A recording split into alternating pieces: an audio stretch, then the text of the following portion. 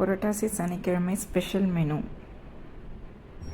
அவரைக்காய் பொரியல், பூசணிக்காய் பொரியல், முருங்கைக்கீரை பொரியல், கொத்தவரங்காய் பொரியல், கத்திரிக்காய் பொரியல், சேனக்கிழங்கு பொரியல், மாங்காய் பச்சடி, உருளைக்கிழங்கு பொரியல், வாழைக்காய் பொரியல்,